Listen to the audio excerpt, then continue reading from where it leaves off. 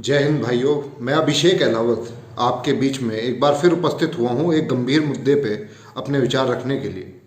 आज मैं जिस विषय को छेड़ने वाला हूं उससे शायद उसके बाद मेरी इस वीडियो को फेसबुक और यूट्यूब बैन भी कर सकती है, क्योंकि जिन विषयों पे मैंने खुद रिसर्च करी और खुद एक मैगजीन से पढ़ के और इसमें दो तीन चीज़ों को मैंने खुद गूगल करा, सब कुछ जांच करी, तो कई बातें मेरी निगाह में ऐसी आई जो चौंकाने वाली हैं और वो आप सबको भी समझनी चाहिए।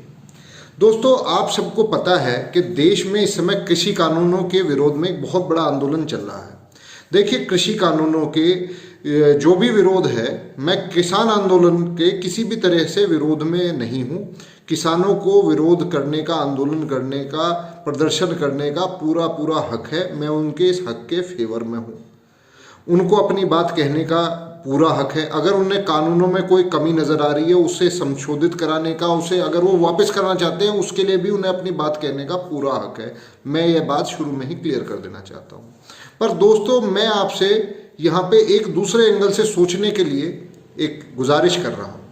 आप एक चीज़ नोट कीजिए, पिछले कई सालों से, जब से भाजपा की सरकार आई है, हर साल कुछ एक नया बखेड़ा शुरू हो जाता है इलेक्शन से पहले, और इलेक्शन तक आते आते जब भी कोई स्टेट की गवर्नमेंट का इलेक्शन होता है, इलेक्शन के बाद वो शांत हो जाता है। ऐसा क्या है कि इसके पीछे ये ऐसा क्यों हो रहा है, इसके लिए विचार कीजिए। पहले असहिष्णुता आ गई थी, मॉब लिंचिंग आ गई थी, और उसके बाद ये सीएए के प्रति वो आ गए। इसके पीछे पूरा हंगामा चलता रहा, दंगे हुए, दिल्ली दंगे हुए, बहुत से लोगों की जान माल की हानि हुई, आपको सबको जानकारी है। इस साल कृषि कानून के तहत जो मामला सामने आया वह आप सबने देखा होगा।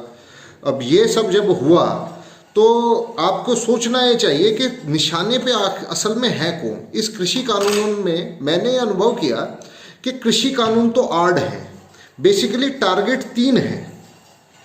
वही बुद्धिजीवी जो असहिष्णुता के लिए भी, इंटॉलरेंस के लिए भी आवाज़ उठा रहे थे, वही बुद्धिजीवी सीएए के मामले को उठा रहे थे, वही मीडिया हाउसेस थे, सेम वही लोग थे। इस बार भी सेम वही लोग हैं।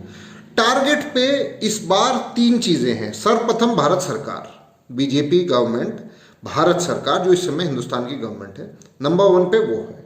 नंबर 2 पे इस बार आए जियो, और नंबर 3 पे आए मिस्टर अडानी। ये दो बिजनेस समूह क्यों हैं रडार पे, अब इस पे हम चर्चा करेंगे। सबसे पहले मैं जियो पे बात करूंगा।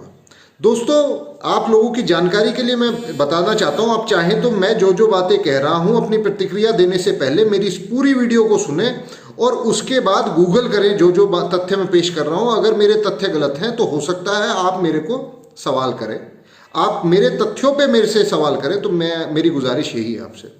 दोस्तों, इस दुनिया की एक कंपनी है हवाई, जो कि चाइना से ताल्लुक़ रखती है, चाइना की कंपनी है। और आपकी जानकारी के लिए मैं बता दूं कि चाइना की जितनी भी कंपनियां हैं उन सब में चाइना की सरकार के शेयर्स हैं, और उनका एक अनुबंध ये होता है कि वो जो भी डाटा कलेक्ट करेंगी वो अपनी सरकार के साथ शेयर करेंगी।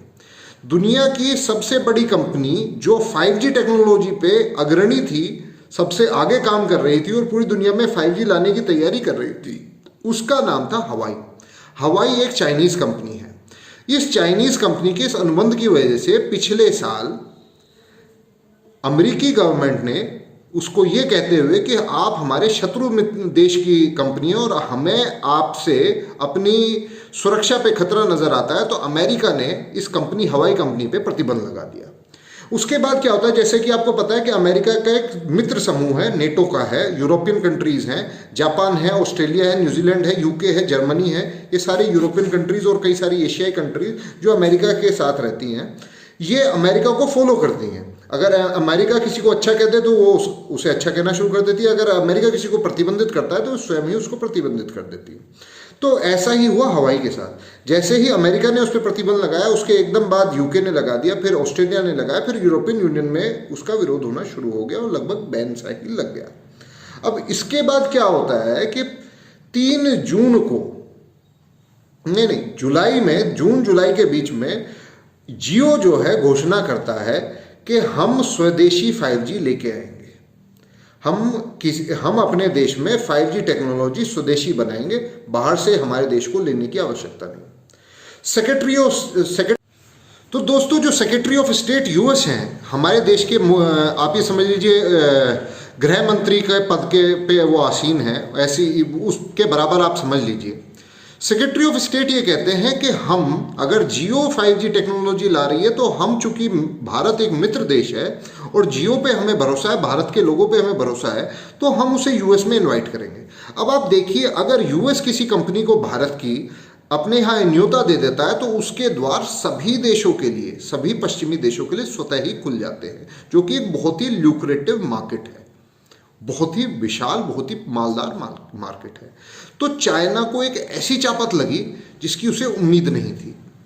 तो भारत की एक कंपनी जियो वो अचानक से सीन में आ गई और चाइना की सबसे बड़ी टेलीकम्युनिकेशन कंपनी हवाई को उसने सीधे सीधे कंपटीशन में बाहर निकालने की तैयारी शुरू कर दी। ये तो हुआ जियो के साथ। अब आप एक चीज़ नोटिस कीजिए, हम लोग पढ़े लिखे हैं, गांव के लोग थोड़े सीधे भी होते हैं, इतना ज़्यादा उन्हें मालूम भी नहीं होता जब तक कि उन्हें कोई सिखाए ना, बताए ना। आप ये देखिए कि पंजाब में जब कृषि आंदोलन होता है तो जियो से किसानों का कोई लेना देना नहीं। जियो के 1600 से ज़्यादा टावर तोड़े जाते हैं। मैं ये नहीं कह रहा जियो के टावर उन्होंने गलत तोड़े या सही तोड़े, किसानों ने जो किया वो उनकी मर्जी। मैं बस ये जानना चाहता हूँ, गलती से भी उनसे किसी और दूसरी कंपनी का टावर नहीं टूटता है, केवल और केवल जियो के टावर टूटते हैं। तो वो आइडेंटिफाई कैसे किए उन्होंने कि ये सारे के सारे जियो के टावर हैं? मान लो कर भी लिए, गलती उनसे 0.1% गलती भी नहीं हुई कि किसी और कंपनी का टावर तोड़ दें। इसके पीछे सीधे सीधे एक साजिश की बू नजर आती है। अब मैं आपको अडानी के ऊपर लेके जाता हूँ, मामला मैं सारा खोलूंगा आज, आप सुनिए। अडानी साहब एक माइन लेते हैं ऑस्ट्रेलिया में। आपकी जानकारी के लिए मैं बता दूं कि माइनिंग इंडस्ट्री में इस समय पूरी दुनिया में दबदबा है चाइना की कंपनीज का। और जैसा कि मैंने आपको पहले ही बताया था, वहाँ की कंपनीज में चाइना की सरकार की हिस्सेदारी होती है। उन्होंने, आप पूरा अफ्रीका उठा लीजिए, आपका कोई रिश्तेदार को जान पहचान का वहाँ पे हो, मेरे हैं, आप उनसे पूछ के देखिए तो आपको बताएंगे कि माइनिंग पे पूरे अफ्रीका में और लगभग पूरी दुनिया में चाइना डोमिनेट कर रहा है इस समय। चाइना की कंपनियां ज़्यादा से ज़्यादा ठेके माइनिंग के ले रही है। तो अडानी जो है पीछे कुछ साल पहले ऑस्ट्रेलिया में एक बहुत बड़ी माइन, कोल माइन का ठेका ले लेता है। उसके बाद क्या होता है कि अचानक से, जो काफ़ी पुरानी माइन थी, जो कोई नई माइन नहीं थी, पुरानी माइन थी, बहुत सी कंपनियां वहाँ पे पहले से भी काम कर रही थी, चाइना की कंपनियां भी पहले से काम कर रही थी, कोई विरोध प्रदर्शन चाहे ऑस्ट्रेलिया की जनता की तरफ से वहाँ पे नहीं था, कोई किसी प्रकार का विरोध नहीं था। जैसे ही अडानी को मिलता है, धीरे धीरे वहाँ पे विरोध के स्वर उठने शुरू हो जाते हैं। ऑस्ट्रेलिया की गवर्नमेंट सोचती है हमारे देश में ये नई चीज़ तो है नहीं माइनिंग, ये अडानी को देते ही क्या हुआ, तो वो जांच करवाते हैं कि भाई ये विरोध कैसे हो रहे। तो उनको पता चलता है कि चाइना की कंपनियां पैसे पंप कर रही हैं, प्रदर्शनकारियों को, लोबिस्ट को पैसे दे रही हैं, बुद्धिजीवियों को पैसे दे रही हैं, उनको स्पॉन्सर कर रही है इस तरह के धरने प्रदर्शन करने के लिए। तो ऑस्ट्रेलिया क्या करता है, चाइना की कंपनीज के ऊपर प्रतिबंध लगाता है और उन्हें कहता है कि ऐसी हरकतें ना की जाएं। चाइना की गवर्नमेंट को सख्त लहजे में वो चेतावनी देता है कि हमारे देश में अस्थिरता पैदा करने की कोई ज़रूरत नहीं है। अडानी को बिल्कुल नियमों के तहत, बिल्कुल सही तरीके से हमने ठेका दिया है और अडानी ने कोई भी किसी भी तरह का गलत काम नहीं किया है। पर्यावरण को एक ठेके इन्हें दे देने से कोई समस्या ऐसी कोई बड़ी खड़ी नहीं हो जाएगी जितना हवा बनाया जा रहा है। तो दोस्तों, उसके बाद चाइना और ऑस्ट्रेलिया के बीच में एक इकोनॉमिक वॉर शुरू हो जाती है, जो अगर आप इंटरनेशनल न्यूज़ फॉलो करते होंगे तो आपको जानकारी मिलेगी। इस समय चाइना और ऑस्ट्रेलिया एक दूसरे से वित्तीय एक तरीके इकोनॉमिक वॉरफेयर में भिड़े हुए हैं। दोनों एक दूसरे को डेली जवाब देते हैं। उन्होंने उनकी कंपनियां बैन कर दी, उन्होंने उनकी कंपनियां बैन कर दी। तो यहाँ एक कंपनी अडानी की माइनिंग कंपनी, वो अब चैलेंजर के तौर पर उभरी पूरी दुनिया में चाइना की माइनिंग कंपनीज के। अब पूरी दुनिया में भारत की इमेज जो है वो फिर भी एक लीनियंट कंट्री के तौर पे है और हमसे उम्मीद की जाती है कि हम किसी भी देश का गलत दोहन नहीं करेंगे, मित्रतापूर्ण रवैया रहेगा। हालांकि और चाइना से जिन देशों को एक्सपीरियंस ये मिला है कि चाइना जो है दूसरे के ऊपर बहुत डोमिनेटिंग हो जाता है और उनको बहुत बुरी तरीके से हरेस करने लगता है, वहाँ की सरकारों को भी, वहाँ के लोगों को भी। ये अगर आप सर्च करेंगे, बीबीसी की भी रिपोर्ट है, वाइस न्यूज़ की भी रिपोर्ट है कि किस तरीके से अफ्रीकन कंट्रीज़ में चाइनीज़ के खिलाफ आंदोलन चल रहे हैं, जो चाइनीज़ कंपनी, ये चाइना की जो माइनिंग कंपनीज हैं उनके खिलाफ।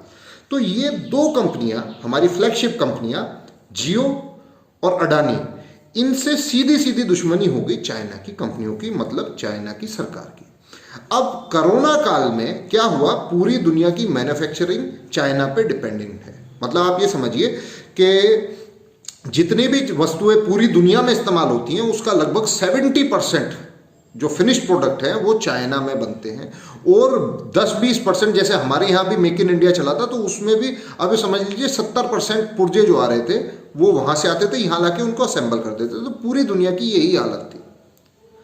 कोरोना काल में जब चाइना की फैक्ट्रियाँ बंद होगी तो पूरी दुनिया सदमे में आ गई कि यार हमने तो अपने सारे के सारे, कहते हैं इंग्लिश में एक कहावत है, never put all your eggs in a basket, in a single basket. मतलब अपने सारे अंडे एक ही बास्केट में नहीं रखने चाहिए। मान लो गिर गई तो सारे एक साथ फूट जाएंगे, उनको अलग अलग रखने चाहिए। तो दुनिया ने विकल्प ढूंढना शुरू किया चाइना का। बाकी देशों में जितने भी देश विकल्प हैं, वियतनाम है, थाईलैंड है, इंडिया है, इंडिया सबसे ऊपर आता है क्योंकि इंडिया की वर्कफोर्स सबसे ज़्यादा है दुनिया में, जवान आबादी इस दुनिया में चाइना से भी ज़्यादा इंडिया के पास है। तो इंडिया आ गया विकल्प के तौर पे। अब इंडिया के साथ कुछ समस्या क्या है, चाइना और हमारे में अंतर क्या है कि चाइना डेमोक्रेसी नहीं है, हम डेमोक्रेसी हैं। चाइना में वहाँ की सरकार अगर किसी को लाइसेंस देती है तो किसी माइकलाल की हिम्मत नहीं वहाँ पे तो यूनियन बना दे या हड़ताल कर दे, वहाँ पे कुछ नहीं होता। वहाँ पे एक बार साइन मिल गया, आपने सरकारी अधिकारी को रिश्वत दी, उसने साइन किए, तो आपको कोई रोक टोक नहीं है, आप कुछ भी करो, कैसे भी करो, कितना भी दोहन करो। अब भारत है डेमोक्रेसी, अगर यहाँ पे विदेशी कंपनी आके लोगों का दोहन करे या कुछ नुकसान पहुंचाने की कोशिश करे तो आप आंदोलन कर सकते हैं, उनके खिलाफ जा सकते हैं, कोर्ट में जा सकते हैं। तो विदेशी कंपनियों को भारत में आना था, अब उनको यहाँ पे आने से रोकने के लिए क्या किया जाए। रिसेंटली कुछ ही समय पहले आपको ध्यान होगा कि एप्पल की मैन्युफैक्चरिंग कंपनी में इतनी तोड़फोड़ मचाएगी कि उन्होंने सोच लिया कि हम फैक्ट्री बंद कर देंगे। आप सोचिए, जो बिल्कुल सबसे अच्छी सैलरी देने वाली फैक्ट्री थी, अचानक से वहाँ पे समस्याएं क्रिएट होती हैं, वहाँ पे यूनियन खड़ी होती है, उनको पैसे आते हैं बाहर से और वहाँ पे तोड़फोड़ की जाती है। और एप्पल ये सोचने पे मजबूर हो जाता है कि क्या हमें हिंदुस्तान में मैन्युफैक्चरिंग यूनिट लगानी चाहिए या हम चाइना में ही खुश हैं। तो दोस्तों, भारत को एक अनस्टेबल इकोनॉमी दिखाया जा रहा है। तो दोस्तों, अब बात आ गई कि ब्रांड इंडिया, ये दुनिया जो इंडिया की तरफ मूव करना चाहती है चाइना से हटके, वो ब्रांड इंडिया को कैसे चोट पहुंचाया जाए। तो दोस्तों, अब आते हैं वापस अपने कृषि का आंदोलन पे। ठीक है, कृषक आंदोलन है, उनका हक है, मैं फेवर में हूं, पहले क्लियर कर दिया था मैंने, दोबारा बोल दे रहा हूं। दोस्तों, जब अक्टूबर 2019 में ये ऑर्डिनेंस आता है और इसको सीधे सीधे कैबिनेट अप्रूव कर देती है, कानून बन जाता है, शुरुआत में ऑर्डिनेंस के थ्रू। अक्टूबर के बाद बहुत से किसान आंदोलन पूरे देश के इन ऑर्डिनेंसेस का स्वागत करते हैं और कहते हैं कि ये हमारी पुरानी मांग थी जो सरकार पूरी कर रही है, इसका स्वागत किया जाता है। जुलाई 15 के बाद इसके जून में ये राज्यसभा से पास होता है। जून में राज्यसभा से पास होता है, राष्ट्रपति उस पर दस्तखत करते हैं। उसके बाद छुटपुट CPIM मतलब communist party of India, left, जो चाइना के पोषित हैं, चाइना की कम्युनिस्ट पार्टी ऑफ इंडिया, माओवादी, मतलब चाइना का माओ जेडुंग, और जो चाइना से प्रभावित है, और जैसा कि हम सबको जानकारी है उनको फंडिंग भी चाइना से बहुत आती है। अब दोस्तों, वो उनसे संबंधित कुछ कृषि संगठन धीरे धीरे बात करनी शुरू करते हैं। और मैं ये नहीं कह रहा कि हमारे किसान नेताओं ने, हमारे यहाँ के किसान नेताओं ने या पंजाब के या हरियाणा के किसी भी किसान नेता ने पैसे लिए हैं। मैं उंगली उठा रहा हूँ केवल कम्युनिस्ट पार्टी से जुड़े हुए लोगों से, लेफ्ट लीनिंग लोगों पे मैं उंगली उठा रहा हूँ। देखो, हर कानून के दो पहलू हो सकते हैं। कोई कानून शुरू में ऐसा लग रहा होगा कि फायदे का है, बाद में नुकसान का हो सकता है। GST देश के लिए बहुत फायदेमंद कदम था, बहुत क्रांतिकारी कदम था, पर उसमें सुधार लाते लाते कई साल बीत गए हैं, अभी भी उसमें सुधारों की बहुत गुंजाइश है। मैं ये नहीं कह रहा कि ये कानून पूरी तरीके से क्रांतिकारी है या एकदम से कुछ बड़ा चेंज आ जाएगा। बहुत लंबे समय में, लगभग 5, 6, 7 साल बाद ये कानून अपना फ्रूट देना शुरू करेंगे। और फ्रूट मीठा भी हो सकता है, खट्टा भी हो सकता है, खट्टा मीठा भी हो सकता है। उसमें सुधार भी किए जा सकते हैं एक्सपीरियंस के हिसाब से। अगर उसमें कमियां होंगी तो ये सरकार रही, ये सरकार, अगली कोई सरकार आई तो वो भी सुधार ला सकती है। कोई इतना बड़ा बखेड़ा खड़ा करने वाली वस्तु नहीं थी जैसे कि सीएए में हुआ था। वही सेम इस बार हो रहा है। इस बार भी left leaning liberals, so called liberals, इस पूरे हंगामे को लीड कर रहे हैं। हमारे जनमानस को एक प्रोपोगंडा के तहत, हमारे कृषक को एक प्रोपोगंडा के तहत बरगलाया जा रहा है, सरकार के खिलाफ अविश्वास की स्थिति पैदा की जा रही है। उसकी राजनीतिक रोटी सेकने के लिए कांग्रेस और लोकदल और सपा जैसी पार्टियां हैं, वह उनका हक है। बीजेपी अगर ओपोजिशन में होती वो भी इस समय यही कर रही होती जो वो कर रहे हैं। मैं उनके भी खिलाफ कुछ नहीं कह रहा हूँ, मैं कह रहा हूँ परंतु इसके पीछे की गहरी साजिश को समझने का प्रयत्न कीजिए। ये इन विरोधी पार्टियों को भी समझना चाहिए, इनके नेताओं को भी समझना चाहिए कि इसके पीछे गहरी साजिश है ब्रांड इंडिया पे एक दाग लगाना, कि इंडिया की डेमोक्रेसी स्टेबल नहीं है। वहाँ पे कोई भी सुधार गवर्नमेंट लाती है जिससे कि प्राइवेट पब्लिक पार्टनरशिप बनने या जनता किसी तरक्की की तरफ बढ़े या प्राइवेट पार्टीज़ को आगे बढ़ने में, मार्केट बनाने में कुछ सहूलियत हो, तो यहाँ पे आंदोलन होते हैं। गवर्नमेंट्स की हालत नहीं है, इतनी स्ट्रॉन्ग गवर्नमेंट्स नहीं है कि इन आंदोलनों को हैंडल कर सके, और ये अनस्टेबल डेमोक्रेसी है। इसलिए यहाँ पे इन्वेस्टमेंट करना, किसी बड़ी विदेशी कंपनी को आके यहाँ पे पैसा लगाना या किसी भी कंपनी को लाके यहाँ पे पैसा लगाना खतरे से खाली नहीं है, जोखिम भरा है बहुत ज़्यादा। और आप सेफर साइड खेलो, आप चाइना जाओ।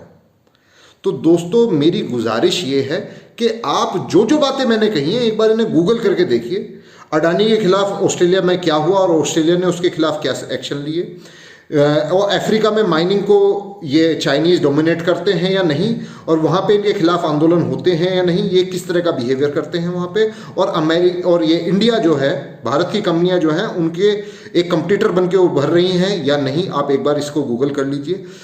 हवाई पे बैन लगाया कि नहीं, जियो ने क्या 5G का स्वागत हुआ कि नहीं, मेरे इन जो मैंने तथ्य बोले हैं आप इनको जांच लीजिए।